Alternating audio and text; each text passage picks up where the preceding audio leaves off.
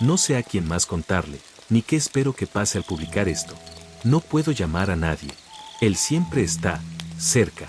Estoy escribiendo esto en mi celular, acurrucado en mi closet, esperando que el sonido de la casa vieja asentándose tape el tecleo frenético de mis pulgares. Me siento como un niño otra vez, escondiéndome de monstruos. La diferencia es que, esta vez, el monstruo cree que es mi papá. Déjenme que les cuente. Tengo 23. Vivo con mi papá. Obviamente, no era el plan. Universidad, trabajo, mi propio lugar, ese era el plan. Pero la economía está como está, y mi mamá falleció hace unos años, y él ya estaba mayor. Está jubilado, y su pensión apenas alcanza para mantener las luces prendidas en esta casa vieja. No era un mal arreglo. Yo trabajaba mis turnos en un almacén en el centro, ayudaba con las cuentas, y él andaba por ahí, viendo sus películas viejas, y quejándose de la espalda. Teníamos un ritmo. Era tranquilo, quizás un poco solitario, pero era normal. El cambio fue tan gradual que casi no me di cuenta. Al principio, era solo, bueno. Mi papá, que durante los últimos 5 años había tratado el sillón frente al televisor como una extensión natural de su cuerpo, empezó a moverse de nuevo. Siempre fue un tipo grande, un ex mecánico, y la edad se le había asentado como una gruesa capa de polvo. Pero de repente, el polvo se fue. Empezó hace como un mes. Bajó al sótano a arreglar una tubería que goteaba. Yo me ofrecía a hacerlo, pero insistió. Todavía tengo algo de uso en estas viejas manos. Gruñó, una frase familiar. Estuvo ahí abajo por horas. Recuerdo haberle gritado una vez, preguntándole si necesitaba ayuda, y solo recibí un "ya lo tengo", ahogado como respuesta. Cuando finalmente subió, estaba manchado de tierra y mugre, pero estaba sonriendo. Una sonrisa de verdad, con los dientes, más amplia de lo que había visto en una década. Todo arreglado, Anunció, aplaudiendo con las manos llenas de polvo. Se veía revitalizado. Solo pensé que estaba orgulloso de sí mismo por haber arreglado la reparación. A la mañana siguiente, me desperté con el olor a tocino y el sonido de los pájaros cantando afuera. Eso no era inusual. Lo inusual era mi papá, parado en la estufa, tarareando. No había cocinado un desayuno en condiciones desde que mi mamá murió. Por lo general, solo se servía un tazón de cereal y gruñía un buenos días. Buenos días, hijo. Dijo, con la voz alegre. ¿Gustas desayunar? Me sorprendió, pero me dio gusto. Sí, claro, gracias. Estás de buen humor. Me siento con energía. Dijo, volteando los huevos con un floreo que casi manda a uno al suelo. Decidí que he estado sentado demasiado tiempo. La vida es para vivirla, ¿verdad? Esa semana, fue un torbellino de actividad. Cortó el césped, cosa que normalmente tenía que rogarle que hiciera por días. Limpió las canaletas. Incluso empezó a aceitar las bisagras de las puertas para que no crujieran. Estaba emocionado. Pensé que tal vez finalmente había salido del largo y silencioso duelo en el que había estado nadando. Pensé que estaba recuperando a mi viejo papá. La primera señal de que algo andaba mal llegó una semana después. Me estaba preparando para salir con unos amigos. Era viernes por la noche, el primero que tenía libre en un tiempo. Me estaba poniendo la chamarra cuando entró al salón, retorciéndose las manos. ¿Vas a salir? Preguntó. Su voz había perdido su tono alegre. Estaba tenso. Sí, solo por unas horas. A tomar una cerveza con un par de tipos del trabajo. Hizo una mueca y se puso una mano en el pecho. Oh, es solo que me siento un poco raro. Me aprieta el pecho. Probablemente solo indigestión, pero ya sabes. Me detuve, con las llaves a medio camino del bolsillo. Su cara estaba pálida. Sentí una oleada de culpa. ¿Estás bien? Llamo a alguien. No, nada de eso. Dijo rápidamente, haciendo un gesto despectivo con la mano. Estoy seguro de que pasará. Solo, no me gustaría estar solo aquí si empeora. Así que me quedé. Me quité la chamarra, pedí una pizza, y vimos uno de sus viejos westerns en blanco y negro. Su dolor en el pecho pareció desaparecer mágicamente en el momento en que me senté en el sofá. Me molestó, pero me dije que solo se estaba poniendo viejo y ansioso. La próxima vez que intenté irme, unos días después, fue la espalda. Afirmó que se le había agarrotado tanto que no podía levantarse del sofá para tomar un vaso de agua. Pasé la noche trayéndole cosas, frotándole los hombros y escuchándolo quejarse de sus dolores. En el momento en que mi amigo llamó para preguntar dónde estaba y le dije que no podía ir, de repente se sintió un poco mejor y logró levantarse para usar el baño por su cuenta. Se convirtió en un patrón. Cada vez que hacía un plan para salir de la casa, por cualquier razón que no fueran mis turnos de trabajo, desarrollaba alguna dolencia repentina y debilitante. Una migraña, mareos, un virus estomacal. Era tan transparentemente manipulador que me enojé. Tuvimos una pelea por eso. No puedo ser tu prisionero, grité una tarde después de que fingiera un ataque de tos para evitar que fuera a la tienda. Necesito tener una vida. Su cara se arrugó, no de ira, sino de una tristeza profunda que me desarmó por completo. Solo necesito que estés aquí. ¿Es tanto pedir? Me siento solo. ¿Qué podía decir a eso? Me sentí como el mayor idiota del mundo. Me quedé en casa. Otra vez, pero el papá activo y enérgico seguía ahí. Entre sus repentinos episodios, era una dinamita. Repintó el porche. Arregló la valla tambaleante en el patio trasero. Se levantaba al amanecer, jardineando con un fervor que nunca había visto. Era más fuerte, más rápido. Cargaba todas las compras en un solo viaje, con las bolsas colgando de los brazos, sin siquiera respirar con dificultad. Mi papá, que solía quedarse sin aliento subiendo las escaleras. Era una contradicción que no podía reconciliar. El verdadero miedo, el que te sube por la columna vertebral y vive en la parte posterior de la garganta, comenzó con el sol. Estábamos en el patio trasero. Había estado quitando las malas hierbas de los macizos de flores que mi mamá había plantado hace años, y yo estaba sentado en los escalones, desplazándome por mi teléfono.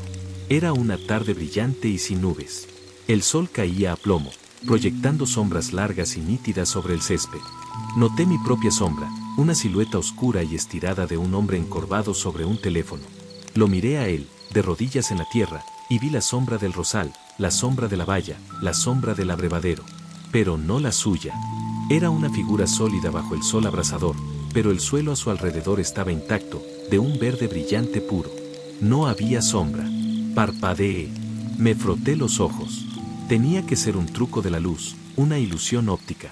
Miré hacia otro lado, luego volví a mirar. Nada. Un hombre perfecto, sin sombra, en un mundo lleno de sombras. Un nudo frío se formó en mi estómago.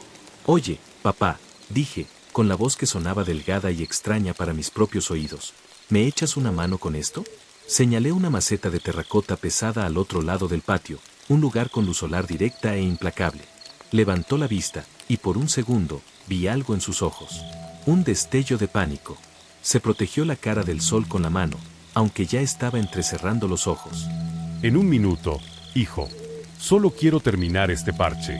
Nunca vino. Se quedó en el jardín, y a medida que el sol comenzaba a ponerse, pareció seguir la línea de sombra de la casa que retrocedía, manteniéndose siempre dentro de ella. A partir de ese día, me obsesioné. Lo observaba constantemente.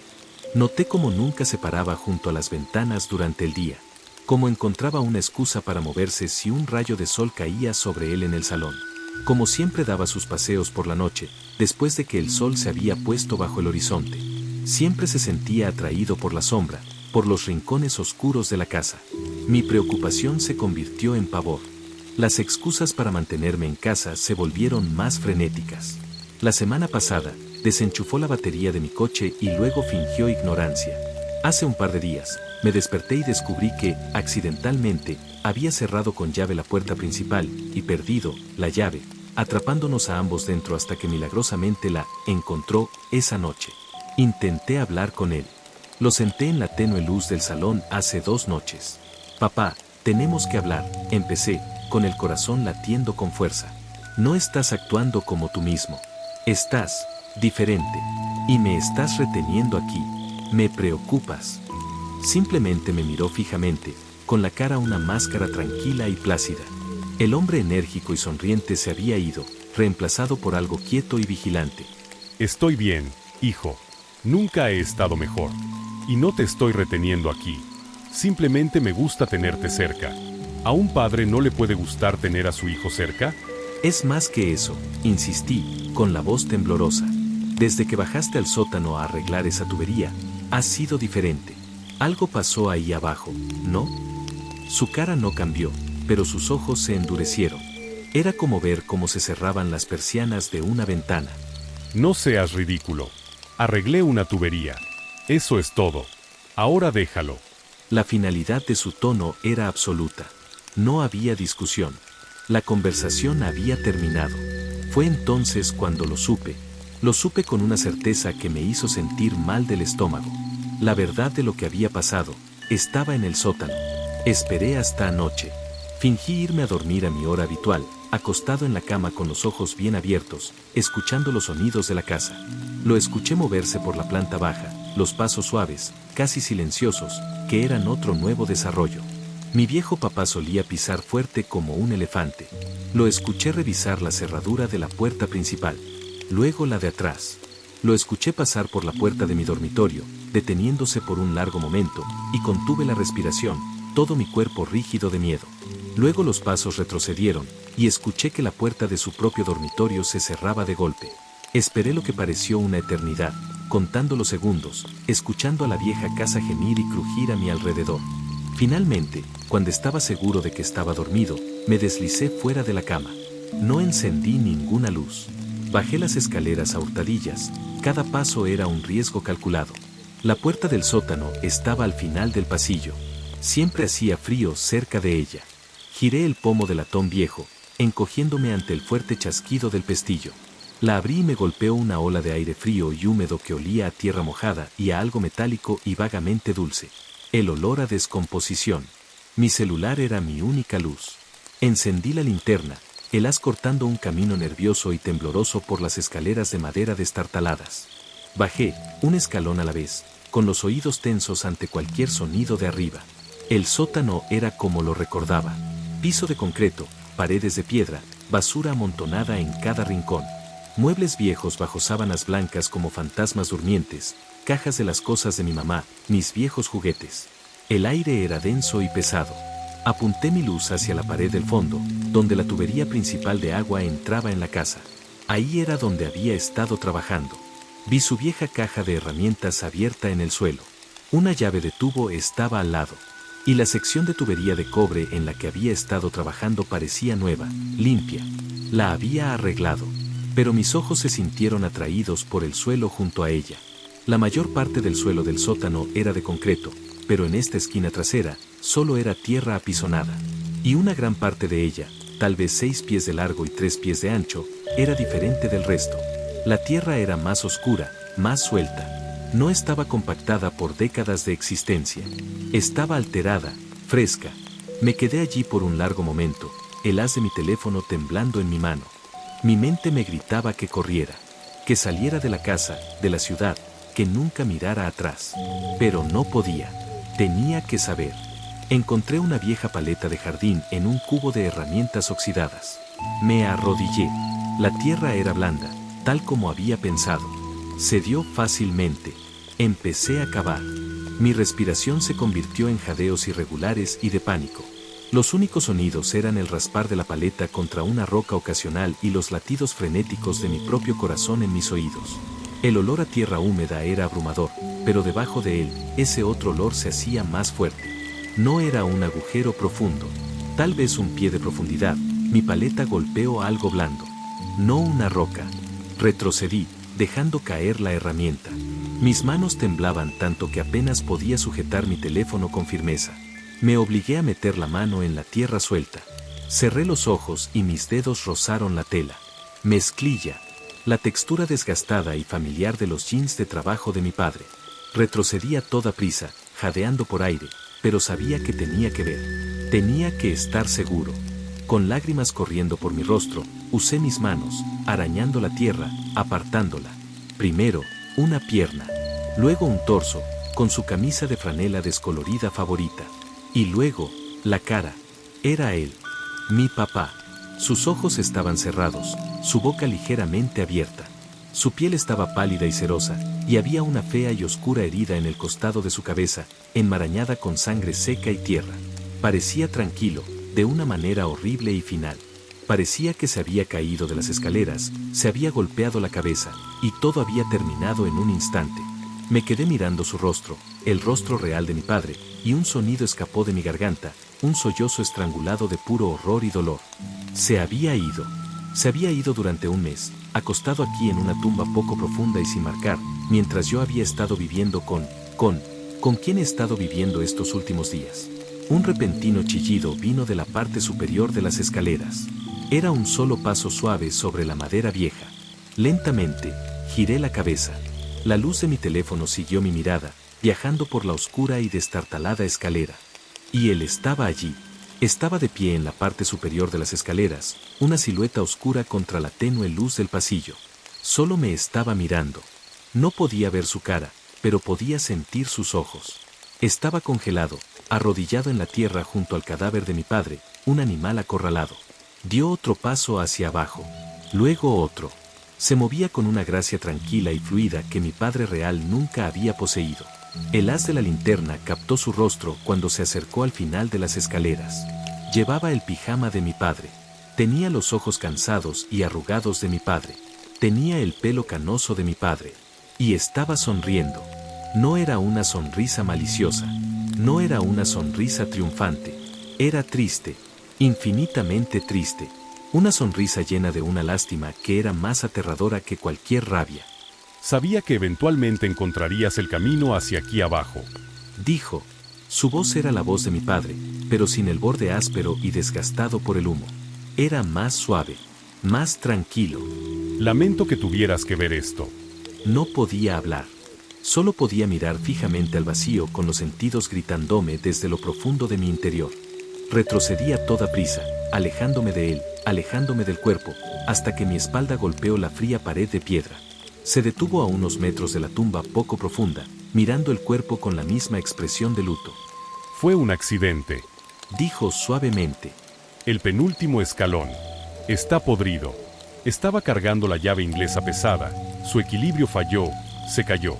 Se golpeó la cabeza contra el suelo de concreto justo ahí. Fue rápido. No sufrió. Me miró, con los ojos llenos de una extraña y profunda empatía. Su último pensamiento fue para ti. Estaba preocupado por ti. Preocupado de que estuvieras solo. Mi voz finalmente regresó, un susurro crudo y aterrorizado. ¿Qué eres? Inclinó la cabeza, un gesto que era tan familiar, pero tan completamente ajeno. Soy él. O quizá no lo soy. ¿Sabes cómo cada persona proyecta una sombra? Una versión más oscura y simple de sí mismos que lo sigue a través de la luz.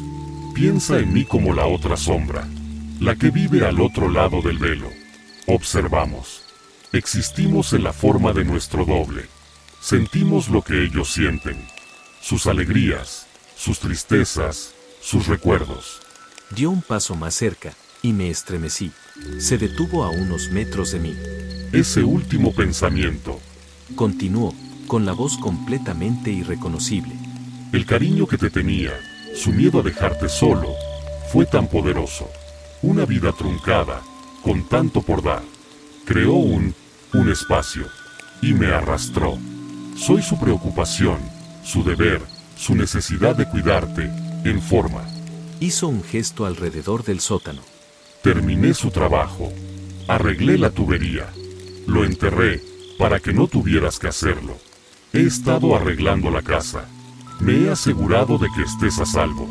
He estado tratando de ser un buen padre tal como a él le hubiera gustado. Las palabras eran una locura, pero en el aire frío y húmedo de esa tumba, se sentían horriblemente, innegablemente reales. Mi papá está muerto, solté, con lágrimas empañando mi visión. Sí. Dijo la cosa en su piel, y la tristeza en su voz se sintió genuina. Lo está. Lamento mucho tu pérdida, pero ahora estoy aquí. Dio otro paso, y otro, hasta que estuvo justo encima de mí. Se arrodilló, para que estuviéramos a la altura de los ojos. Su cara estaba a centímetros de la mía. Pude ver cada línea, cada poro de la cara que había conocido toda mi vida, animada por algo que no podía comprender. Te quería más que a nada. Susurró, con el aliento frío. Y ahora yo también. Ahora yo te cuidaré. Seremos la familia que él siempre quiso. Para siempre. Y ahí es donde estoy ahora. Él me dejó subir las escaleras. Caminó detrás de mí todo el camino.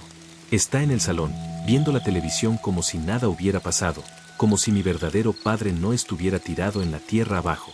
Me está esperando. Estoy encerrado en mi closet. Sé que no puedo escapar. Las puertas están cerradas, y él es mucho más fuerte que yo. No necesita dormir. Nunca envejecerá. Nunca se enfermará. Simplemente, estará aquí, cuidándome. Para siempre. Puedo oírlo moverse. Los pasos suaves y silenciosos vienen por el pasillo. Viene a verme. Está justo al lado mío. Llamándome.